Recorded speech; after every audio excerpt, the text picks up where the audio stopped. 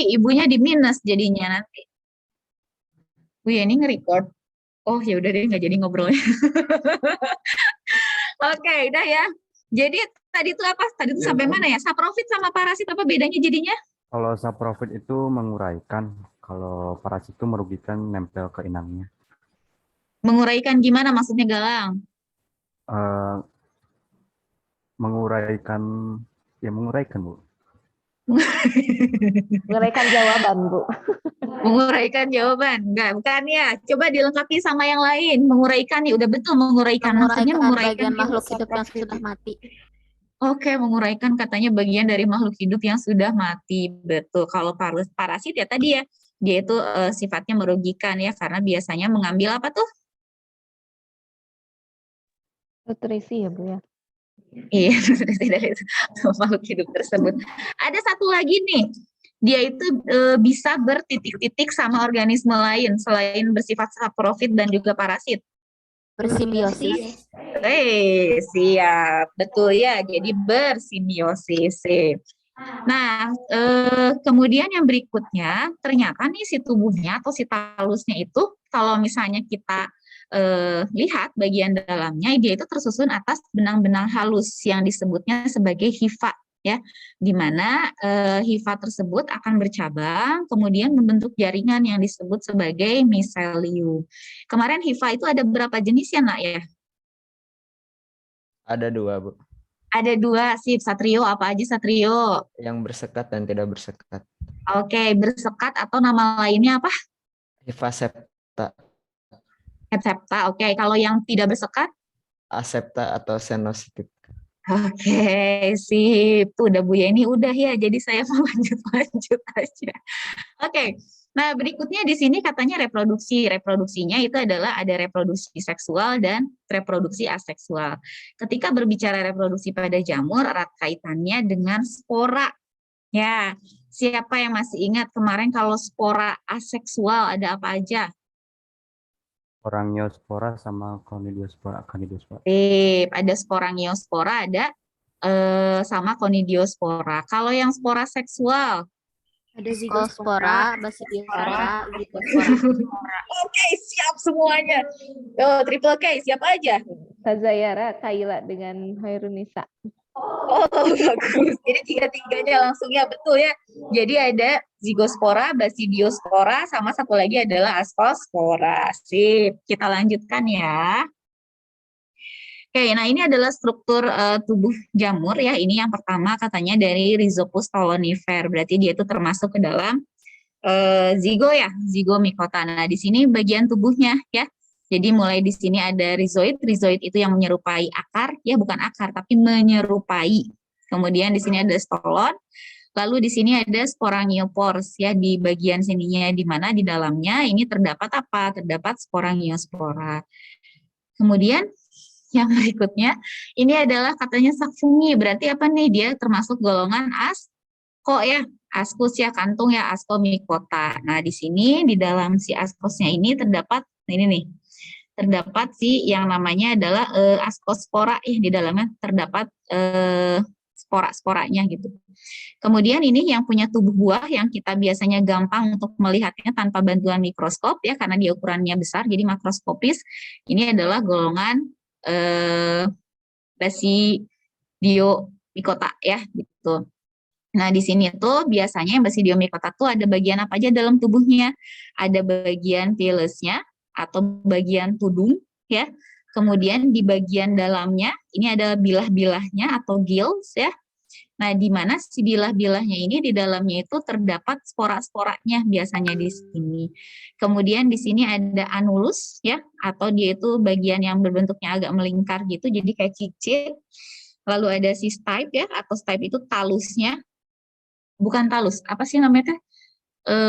Tangkai, tangkainya ya, tangkainya. Jadi yang menegakkannya itu adalah si stipe ini atau si ya penopangnya. Nah, gimana kalau di dalamnya itu sebetulnya adalah kumpulan dari miselium. Kemudian di sini ada vulva ya. Nah, ada yang tahu nggak fungsi dari anulus sama vulva itu sebetulnya buat apa sih? Ada yang tahu? Apakah waktu si jamur ini muncul bentuknya sudah langsung seperti ini? Enggak ya. Nah, jadi si volva sama si anulus itu adalah dia itu yang melindungi dulu pada saat si jamurnya dia masih muda, yang melindungi itu adalah si volva sama si anulusnya, yang kemudian nanti si volvanya itu biasanya kalau tumbuh tuh kayak dipecahkan gitu, jadi makanya tinggal tersisa di bagian bawah-bawahnya aja, gitu ya. Oke, kemarin videonya tuh aku kirimin tuh ya Bu Ian ya, tapi itu mah di IG ya. Iya, ada kan itu kan? Oke, kemudian ini adalah struktur tubuh yang deuteromycota atau deuteromycota itu disebutnya sebagai jamur apa sih? Imperfecta. Betul, imperfecta atau tidak sempurna. Nah, kenapa dia tidak sempurna? Karena yang Soalnya reproduksi seksualnya belum diketahui. betul ya, karena spora seksual. Karena spora seksualnya itu dia belum diketemukan gitu ya, makanya dia disebutnya tidak sempurna. Oke, kemudian ini katanya ada apa lagi nih? Ada struktur tubuh dari jamur ya. Jadi secara morfologi katanya terbagi menjadi ada hamir atau yes atau biasa dikenal juga sebagai ragi. Nah, biasanya dia itu uniseluler ya atau terdiri dari satu sel. Kemudian yang berikutnya di sini ada kapang atau mold ya, yaitu fungi yang multiseluler, tetapi bentuknya itu seperti benang atau filamen. Kemudian ada cendawan atau mushroom ya. Nah ini fungi yang multiseluler yang punya tubuh buah, jadi kita bisa lihat secara langsung. Gitu. Oke, kemudian di sini hifa, tadi udah ya disebutin sama temennya, hifa itu ada hifa bersekat dan juga tidak bersekat. Nah ini bentuknya nih. Oke, di sini ada haustorium. Apa sih haustorium? Siapa yang ingat? Haus, aduh saya haus. Apa coba haustorium? Untuk menyerap makanan dari inangnya bukan, Bu? Oke, jadi itu adalah ujung hifa ya yang biasanya menembus sel inang ya. Tujuannya itu tadi kata Kayla adalah untuk menyerap nutrisi dari inangnya, betul ya. Oke deh, apalagi ya? Oh, klasifikasinya tadi udah ya ada zigomycota, ascomycota, basidiomycota, sama deuteromycota, di mana dia itu dibedakan utamanya adalah berdasarkan apa? Berdasarkan ada tidaknya berdasarkan jenis dari spora seksualnya gitu. Oke, terus apa lagi? Ini. Nah, ini ya. Jadi ini ciri-ciri dari pembagian dari jamur tersebut. Itu yang tidak bersekat hanya pada zigomycota. Berarti sisanya adalah yang septa atau bersekat. Kemudian reproduksi seksualnya ini udah ya. Mana lagi ya yang agak bedanya? Oh ini nih tubuh buah. Nah kalau pada zigomycota biasanya dia tidak punya. Kalau pada ascomycota dia punya dalam bentuk ascocarp katanya tuh gitu ya. Tapi ada juga sebenarnya tuh ascomycota yang uniseluler kan ya. Contohnya si Sakaro kan, Saccharomyces. Oke, kemudian basidiomycota tubuh buahnya itu dalam bentuk basidiokarp gitu. Dan ini contoh-contohnya. Kalau Rhizopus oryzae itu di tempe nanti kita lihat ada. Kemudian Rhizopus stolonifer juga ada. Ya, di sini nanti kita lihat contohnya. Kemudian yang ascomycota, Saccharomyces ada enggak? Enggak ya? Saccharomycesnya enggak ya? Ada tadi? Oh iya, ada yang tape ya. Sip. Kemudian, nah ini ada Aspergillus lenti, ada Penicillium notatum ya untuk membantu penicillium untuk membantu pembentukan antibiotik. Kemudian yang basidiomycotanya ini yang tadi punya tubuh buah ya, mulai dari Volvariella volvaceae, jamur merang, ada Auricularia polytricha atau jamur kuping yang bentuknya kayak kuping. Ada Pleurotus, jamur tiram ya. Nah, juga ada Amanita. Kalau Amanita bisa dimakan? Tidak, ya boleh banget Senapa Diki. Tidak ya, nggak boleh ya. Ah, itu apa sih, jamur apa sih? Bukan yang mushroom. Mushroom. Itu apa sih? Oh iya, itu. Ya itu ya, jenis magic mushroom. Ada juga ya yang biasanya bisa membuat yang bisa membuat nge-fly ya, tapi itu nggak boleh ya. Oke, dan hidupnya di mana, Pak? Oke, di nya sapi katanya ya. Oke. Bu, nanti Dan ya, jangan-jangan pulang dari sini pada nyari kotoran sapi, Bu. saya mau nge-fly kayaknya ngambil dari kotoran sapi nggak gitu juga ya gitu. Oke, selanjutnya Mangga mungkin kita akan ini ya mungkin demonstrasi. Jadi tadi Bu Yeni dengan bersusah payah ya, tapi dengan kalian ya alhamdulillah sudah mendapatkan beberapa jenis jamur. Jadi nanti akan diperlihatkan kepada kalian. Kenapa sih? Oke, modulnya udah di-print semuanya, Nak. Modulnya udah di-print? Oke, ada yang belum nge-print? Ayo. Ada yang belum nge-print? Atau udah semua? Coba kasih raise hand dong kalau yang sudah nge-print. Wah, ada yang keluar masuk. Oh. Oke, pada udah ya? Oke, alhamdulillah kalau sudah. Mangga selanjutnya Ibu Yeni untuk menjelaskan. Casingnya dibuka dulu Bu Yen. Casingnya dibuka kemarin. Hah? Iya yang itu.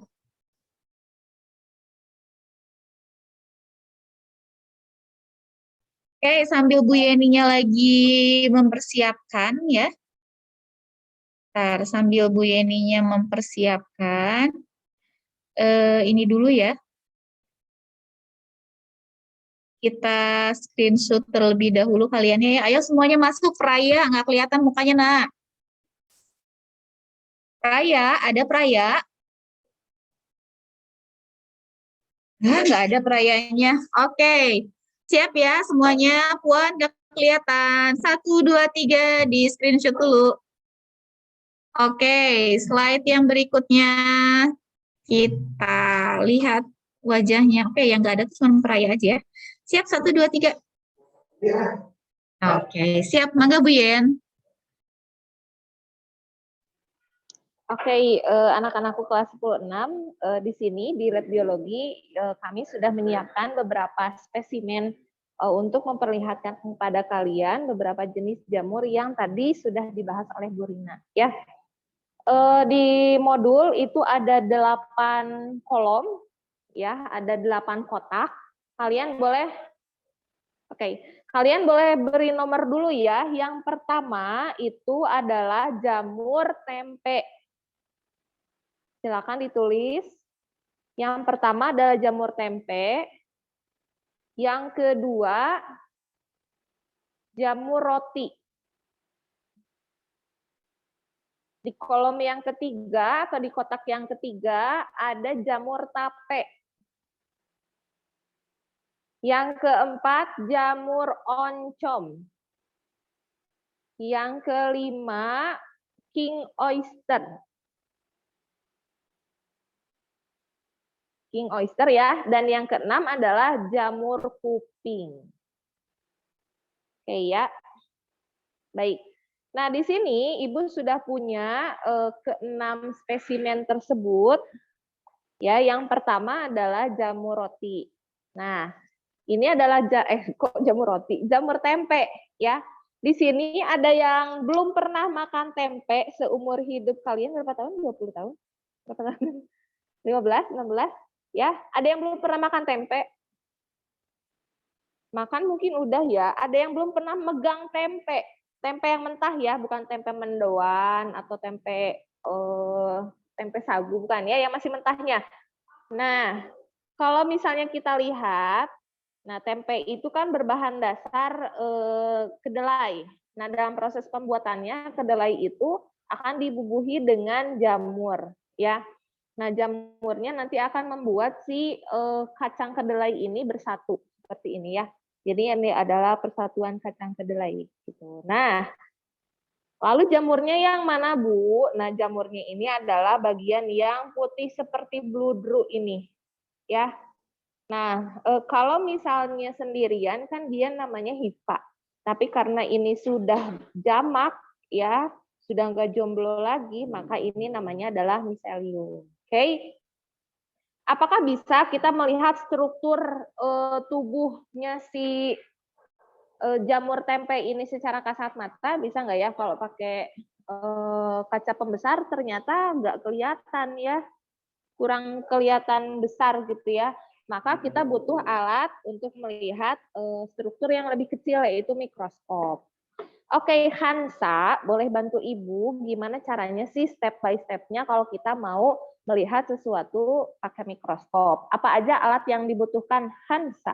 Kalila. Kaca yang buat di bawah mikroskopnya. Ya, kacanya namanya apa, Nak? Lupa Ibu. Oke, lupa. Kayak gini ya bentuknya ya, Hansa ya. Ada yang masih ingat nggak ini namanya apa, guys? Kaca preparat. Oke, kaca preparat ya, good. Nah, ini adalah kaca preparat. Nah, ini ya dia tidak mudah pecah ya dibandingkan dengan yang satu lagi. Setelah itu digimanain kan, Sa? Terus diambil contoh yang mau diamatinya, terus ditaruh di atas kaca preparatnya. Oke, ada step yang ketinggalan nggak? Diapain dulu ya sebelumnya? Sebelum simpan si medium yang, spesimen yang mau digunakan, itu kita bersihkan dulu ya. Pastikan kalau di sini tidak ada debu atau apapun yang menempel. Ya, gitu. Jadi untuk meminimalisir adanya kotoran. Sebelum disimpan objek yang mau diamati, jangan lupa kita tetesi dulu dengan air ya. 1-2 tetes saja gitu. Nah, setelah itu baru kita simpan objek yang akan diamatinya. Ini Ibu simpan sini dulu ya. Nah, cara mengambilnya karena nanti ketika kita lihat di bawah mikroskop itu yang kecil jadi sangat besar, jadi kita nggak usah banyak-banyak ya. Jadi Ibu pakai tusuk gigi. Nah, kita pakai tusuk gigi lalu ambil yang menyerabutnya ya. Nah, nanti kalau kita udah ke bagian PTMT, cara mengambil spesimen juga akan kami nilai ya, namanya adalah penilaian kinerja atau penilaian performance. Nah, kalau udah seperti ini, baru deh ya tadi kata Hansa, kita simpan di atas kaca preparatnya yang sudah ditetesi air gitu ya. Nah, ini kita gulir-gulirkan begini. Nah, kalau kita sudah memastikan sudah ada yang menempel, lalu kita tutup dengan menggunakan apa? Iya, betul ya. Ada suara gaib di belakang sana. Terima kasih Pak Diki. Kita tutup pakai cover glass. Ya, seperti ini. Dari cek aja ya, Adin. Oke, ini sudah siap ya, sudah ready. Habis itu baru kita lihat di bawah mikroskop. Ya, bukan Bu, yang jamur. Jamur tempe.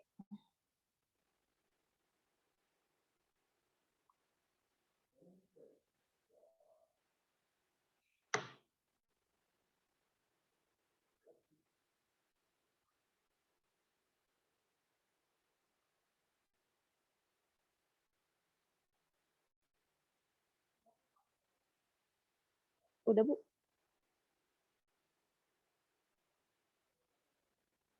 Iya, ada yang bendul-bendulan.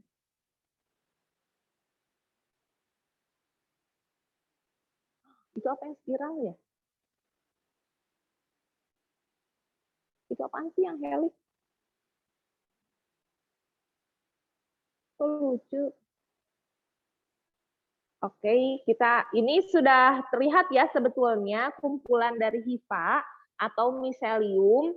Kalau misalnya diperhatikan nih, kamu bisa melihat si hifanya ini bercabang-cabang ya, kemudian hifanya itu tidak bersekat. Di bawah kayaknya banyak deh. Nah, Ibu mau mencari dulu bagian sporangiumnya ya.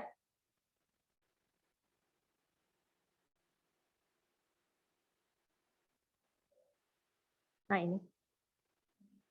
Ya, ke kanan sedikit. Oke, yang itu aja. Iya, oke, sip. Nah, baik anak-anak ya, ini tadi sama Bu Rina di slide-nya itu tentang yang struktur sudah diperlihatkan ya. Nah, cuman mungkin Ibu di sini memperlihatkan kepada kalian mulai dari yang kasat matanya, cara mencupliknya sampai dilihat di bawah mikroskop ya. Jadi benang-benang putih yang tadi nempel di tempe, kalau misalnya kita lihat ya ini jamurnya gitu ya. Nah, Bu Rina bisa bantu menunjuk di kayak ini aja. Oke ya. Hah? Oh ada ya. Bentar ya. Kita mau memanfaatkan alat yang udah dibeli.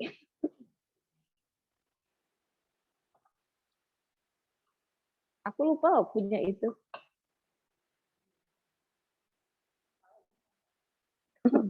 Nah ya, oke. Nah ini ciri khas dari kelompoknya Rhizopus ya. Nah dia punya kotak spora yang bentuknya membulat.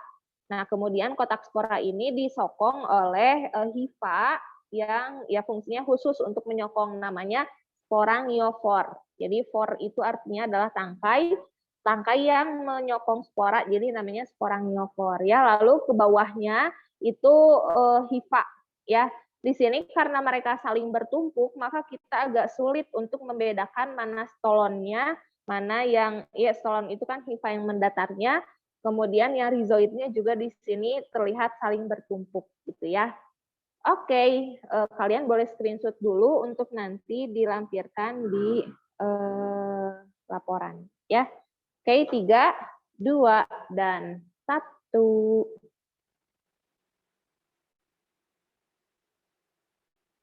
Oke, tadi kalau Rhizopus ini untuk jamur tempe, nama belakangnya Rhizopus oryzae ya. Kalian boleh tulis langsung di kolom yang spesiesnya. Oke, Abi, kalau misalnya Rhizopus ini dia hifanya tadi bersekat atau tidak ya?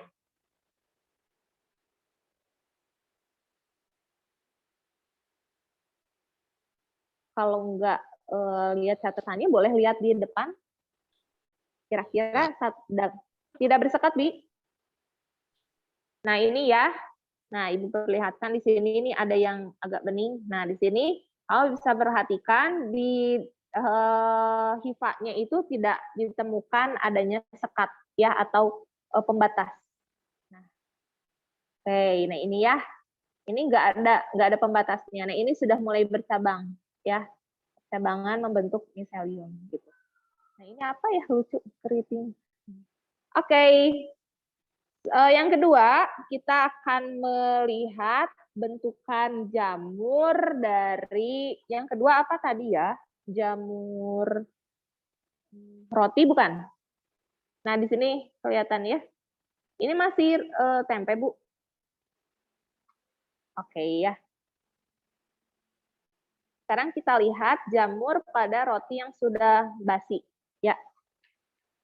Nah, kalau secara kasat matanya mungkin kamu juga sering lihat ya, ini ada roti, ketika dia dibiarkan beberapa lama, waktu metode ilmiah juga banyak ya yang melihat pengaruh dari suhu terhadap roti, pembusukan, dan lain-lain. Nah, salah satu faktor pembusukan pada roti itu disebabkan karena adanya jamur. Nah, di sini terlihat ya ada yang sudah menghitam, itu sporanya sudah pada pecah, gitu ya. Nah, kemudian ada juga nih roti yang lain. Nah, ini warna sporanya yang pecah itu berbeda-beda. Ya, ada yang putih, ada yang hijau kayak lumut, ada yang abu-abu ya. Nah, kita akan lihat bagaimana bentuknya di bawah mikroskop. Caranya sama seperti yang tadi sudah dijelaskan sama Hansa, ya, stepnya itu sama, cuman spesimennya aja yang berbeda. Nah, di sini kelihatan ya. Oke, di sini Ibu mau memperlihatkan juga struktur tubuh dari jamur stolonifer. Kira-kira kotak sporanya itu sama nggak dengan yang tadi roti pada tempe? Sama beda? Bentuknya?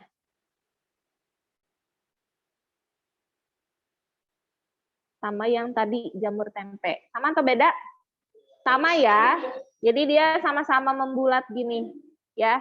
Sama-sama membulat, kemudian isinya adalah spora. Nah, di sini di pinggir-pinggirnya ada yang sudah mau memecahkan diri, ya. Kemudian di sini didukung juga sama hifa. Nah, ini namanya adalah hifa sporangiofor, ya, karena fungsinya untuk menyokong si kotak spora tadi. Kemudian kalau ke bawah lagi sama kayak tadi, ya, di bagian bawah.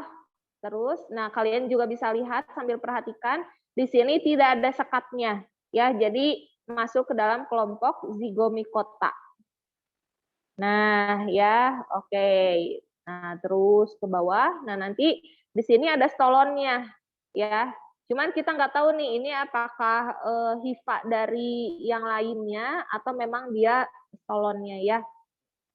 Nah, jadi kalau yang di buku-buku itu adalah bentuk penyederhanaannya. Jadi dari satu kotak spora didukung oleh sporangiofor, ya, dari kotak spora, sporangiofor, kemudian bagian bawahnya ada stolon, sama ada rhizoid. Cuman kalau di spesimen yang kita dapatkan